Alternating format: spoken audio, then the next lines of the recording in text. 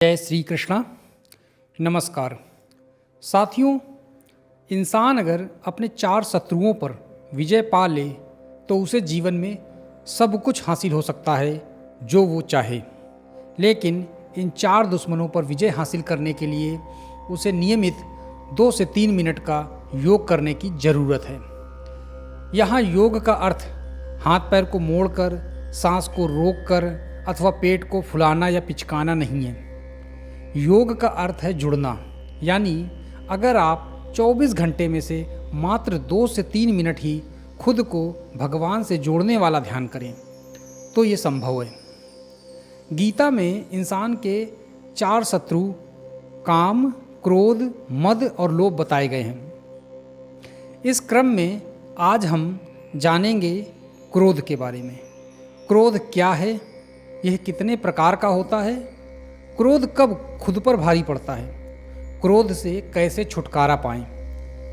आज वीडियो शुरू करने से पहले मैं आपको एक छोटी सी कहानी सुनाऊंगा, जिसको सुनने के बाद आप जान पाएंगे क्रोध के 2 मिनट से क्या हो सकता है। तो चलिए शुरू करते हैं आज का वीडियो।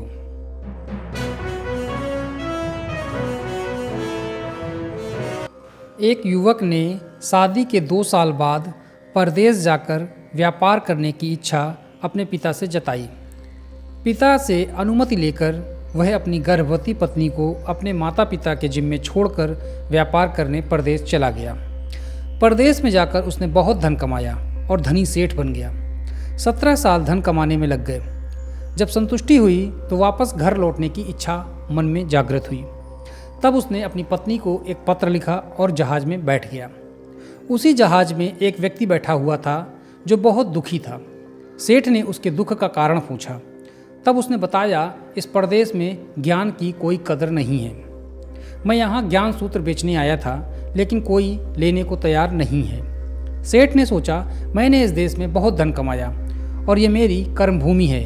इसका मान रखने के लिए सेठ ने ज्ञान सूत्र खरीदने की इच्छा जताई। तब उस व्यक्ति ने कहा, मेरे हर ज्ञान सूत्र की कीमत बहुत महंगी है। इस पर सेठ पहले हिचका, फिर सोचा चलो ले ही लेते हैं। उसने कीमत पूछी तो उसने कहा कि 500 स्वर्ण मुद्राएं। पहले तो सेठ को सौदा बहुत महंगा लगा, लेकिन कर्म भूमि का मान रखने के लिए सेठ ने 500 स्वर्ण मुद्राएं उस व्यक्ति को दे दी। तब व्यक्ति ने पहला ज्ञान सूत्र दिया और बोला, कोई भी कार्य करने से पहले 2 मिनट सोच लेना। सेठ ने सूत्र अपनी किताब में लिख लिया। कई दिनों की यात्रा के बाद सेठ अपने नगर में पहुंचा। सेठ ने सोचा, बहुत दिन बाद घर लौटा हूं, तो क्यों ना बिना बताए चुपके से पत्नी के पास पहुंचूं और उसे सरप्राइज दूं। अपने द्वारपालों को मौन रहने का आदेश देकर सीधा पत्नी के कमरे में पहुंचा तो वहां का नज़ारा देखकर उसके पैरों के नीचे से जमीन खिसक गई। पत्नी के साथ पलंग पर एक व्यक्ति सोया हुआ था। अत्यंत क्रोध में आकर उसने सोचा, मैं परदेश में भी इसकी चिंता करता रहा और ये यहाँ किसी और व्यक्ति के साथ, आज मैं इन दोनों को जिंदा नहीं छोड़ूंगा। क्रोध में आकर उस व्यक्ति ने तलवार उठाई और उन दोनों पर प्रहार करने ही वाला था। तभी उसे 500 स्वर्ण मुद्राएं देकर मिला पहला ज्ञान सूत्र याद आ गया कि कोई भी कार्य करने से पहले 2 मिनट सोच लेना चाहिए। वह पीछे की तरफ हटा और तभी उसकी तलवार एक बर्तन से टकरा गई। उसकी आवाज़ सुनकर पत्नी की आंखें खुली। उसने सामने पति को देखा तो बहुत खुश हुई और बोली, आपके बिना जीवन सूना सूना था। इतने वर्ष मैंने कैसे आपके बिना निकाले हैं मैं ही जानती हूँ। सेठ तो पलंग पर सोए व्यक्ति को देखकर क्रोधित था।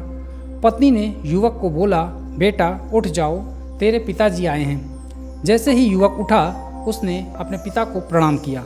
प्रणाम करने के दौरान झुकने पर उसकी पगड़ी सेठ के पैरों में गिर गई। उसके लंबे बाल बिखर गए। तब पत्नी ने कहा, स्वामी ये आपकी ही बेटी है। पिता की गैर मौजूदगी में इसे कोई आँच ना आए, इसलिए मैंने इसे एक पुरुष की भांति ही संस्कार दिए और इसका पालन पोषण किया। यह सुनकर सेठ की आंखों में आंसू आ गए और पत्नी और बेटी को गले लगाकर सोचने लगा, अगर आज मैंने उस ज्ञान सूत्र को ना अपनाया होता तो पता नहीं क्रोध में कितना बड़ा अनर्थ हो जाता। ज्ञान का सूत्र उस दिन तो मुझे बहुत महंगा लग रहा था, लेकिन आज जो मुझे मिला है उसके लिए तो 500 स्वर्ण मुद्राएं भी कम हैं। इस कहानी का सार ये है कि जीवन में जो दुखों से बचाकर सुख की बरसात कर सकते हैं वह हैं क्रोध के 2 मिनट। अर्थात आप अपनी ज़िंदगी में कुछ भी करने जा रहे हैं तो पहले अच्छे से सोच लेना चाहिए क्या वह कार्य सही है या गलत। तो दोस्तों, इस कहानी से एक सीख मिल गई कि अगर जब कभी क्रोध आए मन में तो हमेशा कम से कम 2 मिनट सोचना चाहिए, तभी उसके बाद कोई उस पर एक्शन लेना चाहिए। क्रोध एक ऐसी भावना है जो हमें नहीं बल्कि हमारे अहम को आती है, और ये भावना तब आती है जब परिस्थिति हमारे पक्ष में नहीं होती या गतिविधि हमारे अनुसार नहीं होती। क्रोध हमारे अहम की वह अस्वीकृति है जो मानने को तैयार नहीं होती कि जिंदगी में सब कुछ हमारे अनुसार नहीं होता। क्रोध को जीतने का सबसे कारगर तरीका है अपने अहम को खत्म करना। ये तब खत्म होगा जब आप मनुष्य को मनुष्य की तरह देखेंगे। 2 मनुष्यों में जब आप भेद करना बंद कर देंगे, उन्हें एक समान देखेंगे, फिर चाहे वो सफाई कर्मचारी हो या कोई धनवान शख्स, हमें इनको देखते समय ये ध्यान रखना चाहिए कि ये सभी ईश्वर के अंश हैं। हर एक में ईश्वर है। किसी को कोई काया मिली है तो किसी को कोई, किसी को कुछ कर्म मिला है तो किसी को कोई और कर्म मिला है, लेकिन अंततः शरीर को छोड़ने के बाद ये सब एक आत्मा है जो परमात्मा का एक अंश है। हम आप सभी जो हैं ईश्वर के अंश हैं, इसलिए किसी में हमें भेद नहीं करना चाहिए। ये मानसिकता जब हम रखेंगे, सामने वाले को इस मानसिकता से देखेंगे, दोनों में कोई भेद नहीं है, तब हम क्रोध पर असली काबू कर पाएंगे। एक बार द्रोणाचार्य को कुछ कार्य के लिए गुरुकुल से कहीं बाहर जाना था। जाने से पहले उन्होंने सभी राजकुमारों को कहा कि उनके आने तक सभी को अत्यधिक पाठ पढ़कर रखने होंगे। लगभग 10 दिनों के बाद जब द्रोणाचार्य गुरुकुल लौटे, उन्होंने सबको एकत्र होने का आदेश दिया। फिर बारी बारी से वे सबसे पूछने लगे कि उन्होंने कितने पाठ याद किए हैं। जब युधिष्ठिर की बारी आई तब उन्होंने जवाब दिया कि उन्होंने इस दौरान सिर्फ एक ही पाठ याद किया है। यह सुनकर द्रोणाचार्य ही नहीं बल्कि अन्य राजकुमार भी आश्चर्यचकित हो गए। द्रोणाचार्य ने युधिष्ठिर से पूछा कि 10 दिन बहुत ही ज़्यादा समय होता है, और इस अवधि में क्या युधिष्ठिर ने केवल एक ही पाठ याद किया था?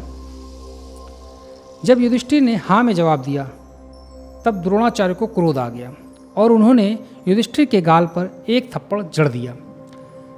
लेकिन तब भी युधिष्ठिर ने अपना संयम नहीं खोया। युधिष्ठिर के इस शांत स्वभाव को देखकर द्रोणाचार्य पिघल गए। उन्होंने युधिष्ठिर से पूछा कि ऐसा कौन सा एक पाठ था जिसे सीखने के लिए युधिष्ठिर को 10 दिन लग गए। तब युधिष्ठिर ने शांत स्वर में कहा, कभी क्रोधित नहीं होना चाहिए। हमारी जिंदगी में कई ऐसे क्षण आते हैं जब परिस्थिति हमारे पक्ष में नहीं होती। उस समय हमें धैर्य और समझ से काम लेना पड़ता है। क्रोध एक ऐसी भावना है जो हमें नहीं बल्कि हमारे अहम को आती है जब परिस्थिति हमारे पक्ष में नहीं होती या गतिविधि हमारे अनुसार नहीं होती। उम्मीद करते हैं कि आज का ये वीडियो आपको पसंद आया होगा। अगर वीडियो पसंद आया है तो इसको ज़्यादा से ज़्यादा शेयर करें, साथ ही साथ कमेंट में लिखें जय श्री कृष्णा। और जो लोग भी हमारे चैनल पे नए आए हैं, पहली बार आए हैं, तो उनसे अनुरोध है कि वो हमारे चैनल को सब्सक्राइब कर दें। साथ ही साथ बगल में एक बेल आइकन है, उसको भी प्रेस करें ताकि हमारे हर नए वीडियो का नोटिफिकेशन आपके पास पहुंच पाए। हम आगे भी इसी तरह की वीडियो लाते रहेंगे। मिलेंगे एक नए वीडियो में एक नए टॉपिक के साथ। तब तक के लिए नमस्कार, जय श्री कृष्णा।